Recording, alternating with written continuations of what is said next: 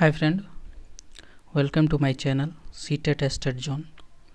जैसा कि आज 28 तारीख का केवीएस पीआरटी का शिफ्ट फर्स्ट का एनालिसिस आ चुका है, जिसमें कि हिंदी का आज हिंदी में भी क्वेश्चन पूछा गया, जिसमें संज्ञा का एक क्वेश्चन था, एक सर्वनाम से पूछा गया, एक पर्यायवाची से, एक विलोम शब्द से भी रहा और मुहावरा से भी पूछा गया क्वेश्चन। और पिछले एग्ज़ाम की तरह रिमझिम से भी आज 6 से 7 क्वेश्चन रहा, जिसमें कि लेखक और पात्र दोनों मिक्स था। तत्सम तद्भव से भी क्वेश्चन रहा फ्रेंड्स। तो इंग्लिश का भी रहा एनालिसिस, उसमें एक्टिव पैसिव से रहा, फिर नाउन से रहा एक क्वेश्चन, सेंटेंस अरेंजमेंट था, फिर पैराग्राफ से था, एंटो और सैनो ये दोनों से दो दो क्वेश्चन करके था। उसके बाद जैसा कि ईवीएस भी देख रहे होंगे, ईवीएस में मिट्टी से एक क्वेश्चन आया था, कथन निष्कर्ष से भी एक क्वेश्चन था। कथन निष्कर्ष करके दिया गया था तोरंग किसे कहते हैं, जो कि झारखंड से रिलेटेड था, और जीव विज्ञान से भी क्वेश्चन था एक। और शरीर में सबसे छोटी आंत की लंबाई जो कि 7.5 मीटर है, ये भी दिया गया था। और पौधे नाइट्रोजन किस प्रकार से प्राप्त करते हैं, ये भी एक क्वेश्चन पूछा गया था ईवीएस से। ईवीएस इजी टू मॉडरेट बोल सकते हैं फ्रेंड्स। मेरा चैनल ये सीटेट एंड टेस्टेड जोन है, इसको सब्सक्राइब कर दीजिएगा अगर वीडियो इन्फॉर्मेटिव लगे तो। उसके बाद मैथ का क्वेश्चन जो कि 2D 3D फिगर से था, और वर्ग से एक था, औसत से भी था, नंबर सिस्टम से भी एक क्वेश्चन पूछा गया था फ्रेंड्स, रेशियो से भी एक क्वेश्चन पूछा गया था। कुल मिला के मैथ का तो जो भी पहले एनालिसिस देख रहे होंगे उनके लिए बहुत इजी होगा, क्योंकि मैथ बहुत ही इजी पूछ रहा है, कोई भी 18-19 बना के ही आएगा मैथ। फिर करंट, कंप्यूटर, रीजनिंग और सीडीपी को मैंने एक साथ ले रखा है, जिसमें कि करंट में दिया था किस योजना के तहत 2024 तक नल कनेक्शन पूरा करना है, जो कि जल जीवन मिशन के तहत था। फिर एक खाद्य सुरक्षा से क्वेश्चन पूछा गया था।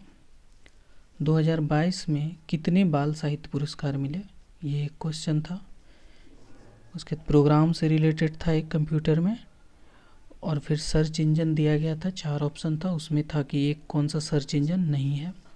फिर पूछा गया था कि डेस्कटॉप में डेट एंड टाइम कहाँ पे स्थित होता है, ये क्वेश्चन था। फिर रीजनिंग में सिटिंग अरेंजमेंट से एक क्वेश्चन था। फिर कथन कारण से भी एक क्वेश्चन पूछा गया था रीजनिंग में। डायरेक्शन से एक क्वेश्चन था। फिर अब आ जाते हैं जो कि सबसे ज़्यादा पूछा गया सीडीपी में, जो कि सबसे ज़्यादा पोर्शन है, जिसमें बाल विकास से रिलेटेड क्वेश्चन था, किशोरावस्था से भी था, समाजीकरण से। और फिर एनईपी 2020 किस पर निर्भर है, ये एक क्वेश्चन पूछा गया था। बच्चों के अधिकार, इससे क्वेश्चन था। कुल मिला के सीडीपी का जो क्वेश्चन था फ्रेंड, उसमें से प्रैक्टिकल बेस्ड क्वेश्चन पूछा गया था सबसे ज़्यादा।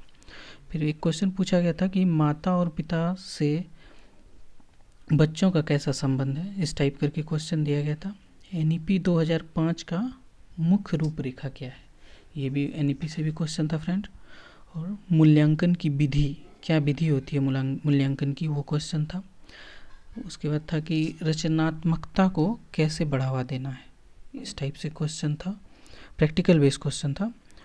विद्यालय अनुशासन का मुख्य उद्देश्य क्या है, ये भी एक क्वेश्चन था। उसके बाद फ्रेंड शिक्षण प्रदर्शन के उपाय, ये भी क्वेश्चन पूछा गया था। सीडीपी में जितना भी क्वेश्चन था सारा स्टेटमेंट बेस था। कुछ बहुत सारे क्वेश्चन स्टेटमेंट बेस भी था, और जो भी था प्रैक्टिकल बेस ही ज़्यादातर क्वेश्चन था। कुछ क्वेश्चन ईजी था, लेकिन कुछ मॉडरेट भी था, ये नहीं कह सकते कि पूरा ईजी ही था। शिक्षण और सीखने की प्रक्रिया का क्या उद्देश्य था, इस टाइप करके क्वेश्चन दिया था।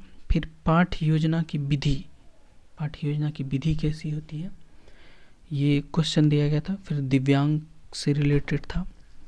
फिर आरटीई अधिनियम के बारे में क्वेश्चन भी दिया गया था। कुल मिला के आज का क्वेश्चन भी इजी टू मॉडरेट ही बोल सकते हैं, जिसमें कि सीडीपी का जो जितना भी क्वेश्चन है उसमें से 50% क्वेश्चन आप इजी बोल सकते हैं, तो 50% इजी और मॉडरेट दोनों टाइप का क्वेश्चन बोल सकते हैं आप। ऐसे तो जो भी एनालिसिस आता है उसमें से जो भी क्वेश्चन स्टूडेंट को याद रहता है वो तो बता देते हैं, लेकिन टफ वाला क्वेश्चन तो किसी को याद रहता नहीं। तो कुल मिला के ईजी टू मॉडरेट कह सकते हैं friend. So thank you for watching CTET and estate John. Please like और सब्सक्राइब कर दीजिएगा। Thank you.